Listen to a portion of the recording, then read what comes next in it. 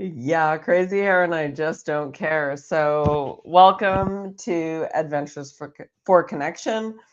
We are here with Chase. Hello. And yeah, and super excited because I can't even recall how I found you. All I know is that I bought one of those bowls. I was looking at the chalice bowls. I was looking for one of do you put ads on Marketplace? I was gonna say I'm pretty sure it was from Marketplace, if I Okay. correctly. Yeah, and then right away I was like, "Oh no, that's not what I want." And so picked up one of the crystal bowls and yeah, once you hear those bowls, you're like, "Oh yeah, the frosted ones just don't have the same resonance." So, welcome Chase, and please tell us how you got started. Where How did I this begin for you? Yeah. with sound healing, yeah? Yeah. Okay, well, I was in Australia living in a place called Surfers Paradise, and it is not a paradise for surfers. It's one of those things like Greenland and Iceland. They like want you to go there, but it's not good. But what they did have there was a lot of different like entertainment things for tourists. So one of the things that I had seen there was an indigenous guy, and he would come and play the didgeridoo, and he would do all these like animal sounds and all these different cool things. So when I first heard the didgeridoo, I realized that there was something more to just it being an entertaining thing that we're doing on the beach. And he's like kind of explaining his culture. So by the time I came home, which was about 6 months later, I decided to buy a didgeridoo and learn how to play it. Took me about 3 weeks of playing a couple hours a day. And at that point of actually listening to that sound and becoming one with that process, I had my first, I guess you could say, inception of the power of sound. And then from that point, I was like, okay, I'm playing the didgeridoo. I have an extra hand free, so I can use this extra hand to be playing bowls with. And the only bowls that I knew of at that time were Tibetan bowls. So I went on, I think, eBay, bought some Tibetan bowls that were all out of key and wonky. But that was my first experience. And then when I was playing them and playing the didgeridoo at the same time, I was like, this is so nice. I should play this for other people. So my parents have a store, and at the front of the store, they have a little area that I could, if I tried, turn it into a meditation area. So I bought a rug and I bought dividers, and I would roll that out, I think, every Sunday. And at that point, that was my thing that I was doing. I thought I had created this. I'm like, I'm playing the didgeridoo and playing the bowls. And then someone came by at some point, and at this point it was free. I think I did it free for about a year and a half or so. And then a person came by and they're like, oh, you're doing sound baths. You should just call it a sound bath. I was like, first of all, we're not, this is a bath. I don't even know what you're talking about. Then once they showed me, they're like, no, no, no, no, you don't understand. You don't understand. Look at this video. They showed me a video. They showed me a gong. They showed me all these other instruments. I was like, oh, this is actually a thing. So I had thought I was just doing my own thing, meditating with the didgeridoo. And it turned into really from that point forward, just going like, I want every single instrument that is possibly available that I can integrate into this. So I'll say that was the first point. And then from that point forward, as it goes into the crystal bowl, fast forward maybe 7 years. Okay, so I've been doing this for a long time. I had purchased Yeah. a lot of crystal bowls, and they were never something that I actually enjoyed playing. And the reason is because they were really wobbly and the frequencies were always off pitch. So I ended up putting a magnet onto the bowl, and that is how you discovered me, basically. Beautiful. And so bring us through that a little bit because you also have that plate on there Hmm? and you have the handle now. So maybe, yeah, Let's get a just visual. for, Get a yeah. visual. So basically, the first inception of this bowl was I had a 2 feet by 4 foot sheet of steel that I got from Home Depot, and the first magnets that I had were just very like small ones that I was exploring this idea. So I'd place the bowl directly onto the steel sheet, and I'd have them all there. And I was like, "Cool, this is perfect." And that was the first iteration until I realized that it will be way better if I had each one could be handheld now. So the handheld aspect of the bowl, I think, was kind of like an aha moment because not only are the bowls resonating longer and they're more stable, I can now move them around and do stuff with them, right? So, yeah. Cool. And and then you started growing that. So you do regular sound baths I in Coquitlam, I was yes? regular sound baths until I started Okay. transitioning into online with this. Now I only have so much time. So what we're about to do is I'm being contracted out for a sound bath. That's all I Yes. do. That's all I do right now, just because I don't have time to be doing the promo and the flyers and all of that stuff. But Okay. I want to be doing that again soon. Yes. Yeah. Yeah. So yeah, it's hard to do everything everywhere all at once. Even though that's what the world feels like right now. Everything's happening all at once. There's all these bowls in the air, so to speak. Yeah. And I'm gonna allow you to choose. So this is about June 19th, the women's event that we have here in North Vancouver. It's a day event, and we've got a couple tickets left, and we're doing a 2 for 1 because honestly, we were late to the table setting this up. And so I'm super happy to do that and just invite people in. So if you are interested, definitely check out the link below and it'll have more details. Also, Chase will be coming in to do sort of that grounding energy, and I'm going to let you choose what else you're called to bring out as far as other instruments. I'm going to leave that fully up to you. Yeah. You mean what I'm bringing out into our session or right now? Yeah. No, into the Okay. session. Into the session, I mean, when I'm hired out, I want to do the best possible job that I can, which in my mind is to offer as many instruments as possible. So I will be beginning the session with Tibetan bowls, and we'll be placing them directly onto the body. And that practice allows people to just really drop in. And the practice that we do with that is tracing the sound as it fades to silence. So I'll go from participant to participant, placing the bowl on top of their body, tracing the sound to silence. That drops us in very deep, very quickly. It's probably one of the most effective things that I've ever done. And then after that, I'll be playing the didgeridoo. The didgeridoo is what's going to be stirring things up and evoking. I've got a very big didgeridoo. It is very deep and bassy. And I was just shown the room that we're going to be in. The acoustics in there are going to be probably some of the best that I have ever experienced. And I know because I've experienced a lot of rooms. But anyways, after the didgeridoo, we will be going into some crystal bowls. So we'll give a little bit of a break from the intensity of the didgeridoo into some bowls, and we'll allow this spaciousness to arise. Then from there, I'll pull out the gong and handheld walk through the space, play the gong by people's heads nice and softly, right? Keeping that introspective feel. And then from there, I don't know exactly, but I'll definitely incorporate the flute, and there will be some like weaving kind of back and forth, and I'll definitely have Yeah. handheld chime as well.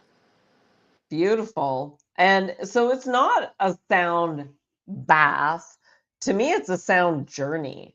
Journey, It's yeah. an adventure to bridge, to merge your emotions with the sounds going on so you have a something to give the brain to do while your body accepts the healing, so to speak, or the frequency, which we know if we look at it from an energetic standpoint, when we do that, it helps to balance things without you trying. Is a natural, to me, it's a natural way of balancing it. It's like sitting beside a stream and listening to the water. You give your brain something to do. Meanwhile, all of that is the ions in the air and is cleansing. So in a way, the sound does something similar.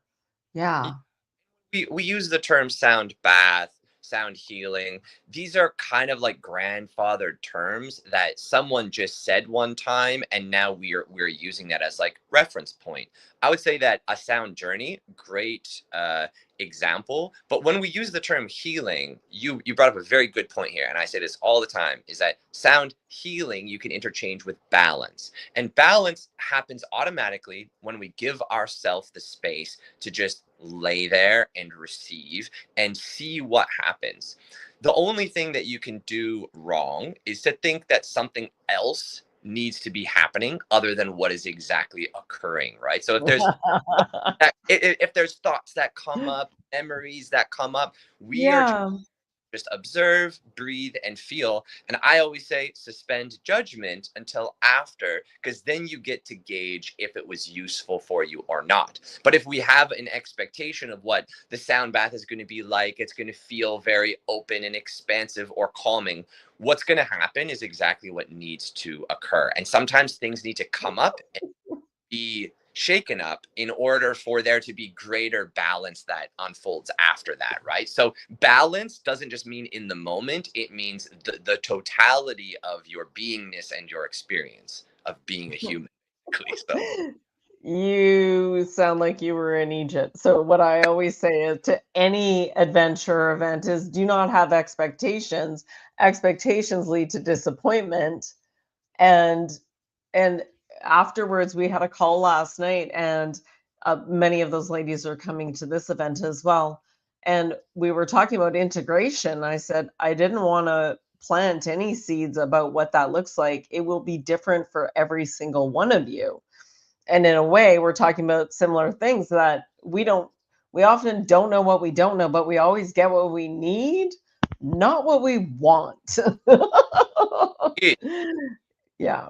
Yeah. And that's a good analogy even for life if you set up your life that way. So, yeah. well, Yeah.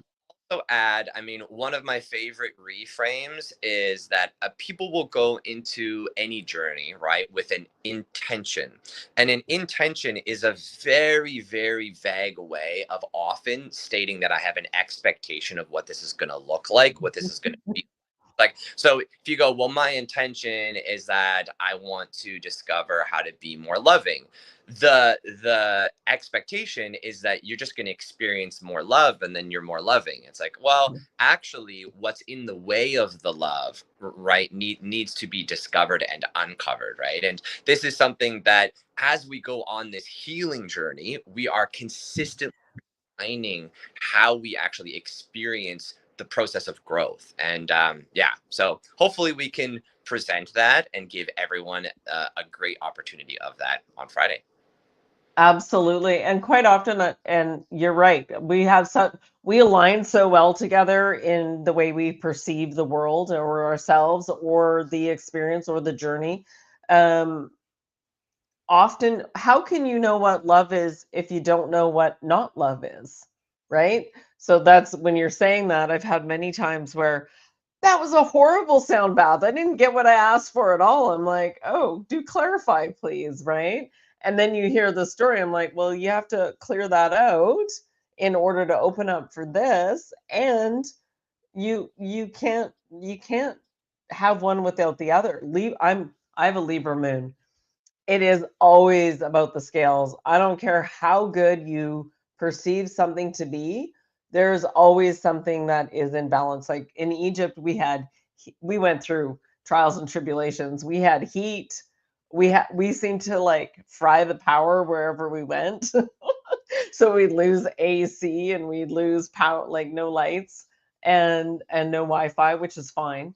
And there was also bugs. Didn't matter where we went. There was like little no seeums. You literally couldn't see them.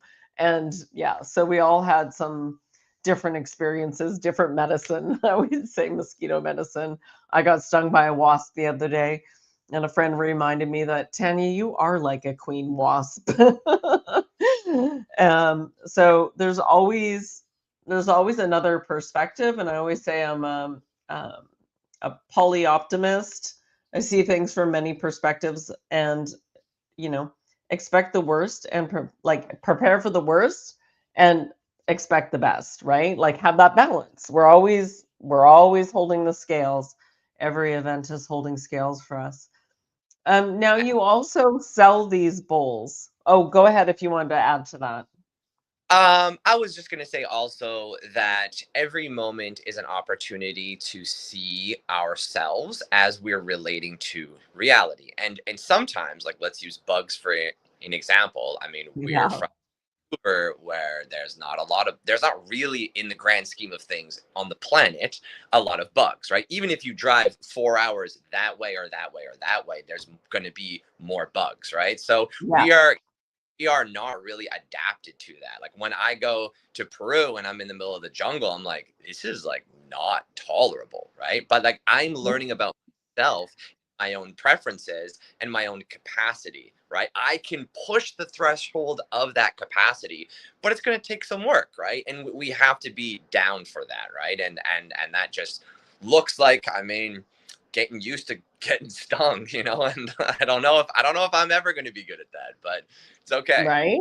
Right? Well, this morning I had on all my snowboard gear and boots and hood up and scarf wrapped around because I had to take care of the wasp nest.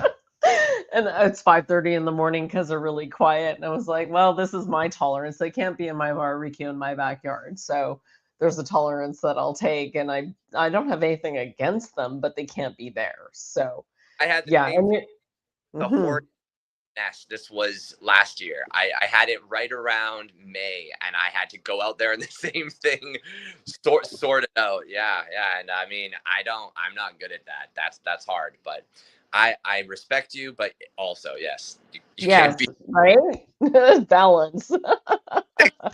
And I love what you were saying about pushing. It's really pushing that edge of your comfort, and you expand. And when we're going through this expansion journey, as I like to call it, because we're really expanding our awareness and our ability to perceive ourselves and experience new things without so much judgment and more with curiosity. That we hit a bandwidth, and you like once you know, and you can't unknow, oh, I've hit my edge.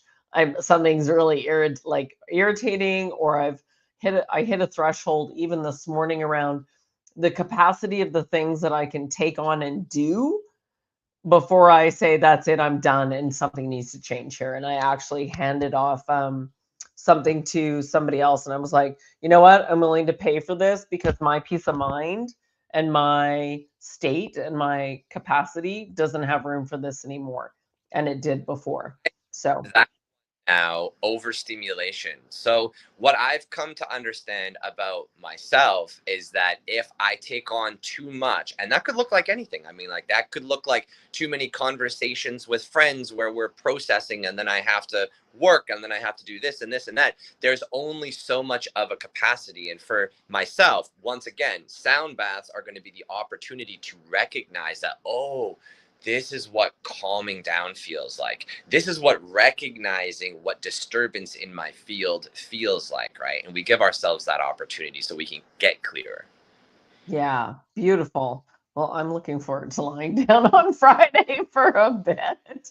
Oh, And yeah, and you've got some sound baths online, which I'll also post down below.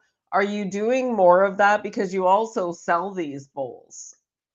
yeah, I mean, right now, if you go to my Instagram, you'll be able to see that I kind of have as many demos as possible to show what the bowls can do. Like you can attach them to the wall, you can turn it into a chalice, put a handle here. I kind of demonstrate that. And right now, I'm actually building a lot of infrastructure online, so on the back end, so that I can create more content that is consumable stuff on YouTube and all of that. So that will be launched in the next 3 months or so. So there will be a lot more of me, hopefully, seen out and about out there. Yeah, absolutely. Well, I look forward to witnessing your journey. It's an honor. And I'm really looking forward to giving you a hug on Friday. Is there anything else you wanted to add? No, I think we covered it pretty good. I mean, I all I can say is that there are rare opportunities to be able to experience sound in very, very good acoustic environments. And I was not informed until hopping on this call that you now have it for 2 for 1. So I mean, I think the value is there just for the sound bath part, being able to experience it in that room and with the instruments that I'm bringing in addition to whatever else you guys have planned. So I think it's going to be Yeah, and maybe I'll top that up, and so you are also aware. So we have a little marketplace table for those that offer services or um, items, material items, physical items. They can bring in and share that and do a bit of an exchange. We're going to do an opening ceremony introduction. We're going to teach everyone how to tea leaf read. So, because we often, it's that observation point, and I'll use that again as the example. Once you know, you can't unknow. Like I see faces everywhere. I see messages in like stone, trees, it doesn't matter, clouds. I can perceive something, especially when you're observant and you're even observing yourself. And we'll talk about that, how to observe yourself so that you're not in it. You're observing it, because if you think about it, when you close your mouth, you're not the one speaking and you're not the one thinking, you're the one observing that. Because if you close your mouth and don't say your name, you can still say your name in your head. Well, who's doing that? I always say we're souls having this human experience. And when we can really we get less reactive and we can respond better to what's going on around us and adjust accordingly. So we're going to work on that. And Ashala also does tea leaf reading and also tarot. So we'll be bouncing into that. And there's a special event outside in the park. We're right across from a park as well. So it's a really magical little spot. And we'll offer some lunch up. And what really happens is once we get in the circle and there's the connection, other things show up and we leave room for space for that, because that's to me where the magic really happens. Yeah. And the feedback from your bowls. So I look forward to that and having more events in that room in North Vancouver. So stay tuned for that as well. Yeah, and I'll send you over. Well, we'll wrap this up. Any last words? no, I'm looking forward to seeing you very soon and giving you a hug as well. Awesome. Yeah, it's an adventure for connection. And it begins with connecting with yourself and then connecting with like minded people. Even in Egypt, there was no animosity, there was no verbal judgment against anyone else. Everyone really held their own space. But we did a lot of energy work before that by reading the numbers and figuring out where the frequency and vibration. And we warn people, you could be triggered by this person or this person because they're this number and they may trigger you. So it's knowing yourself well enough that even if something does trigger you, that you go, oh, interesting, I'm triggered by that, and you get curious. So yeah, curiosity killed the cat, but satisfaction brought it back. And beautiful. That's the real saying. Yeah, that's the real saying of that one. Yeah, Is it? so Know that? Oh wow. yeah, I was supposed to remind everyone. So have a beautiful day and we'll see you soon. Chase, you're going to stay on and we'll have a quick chat.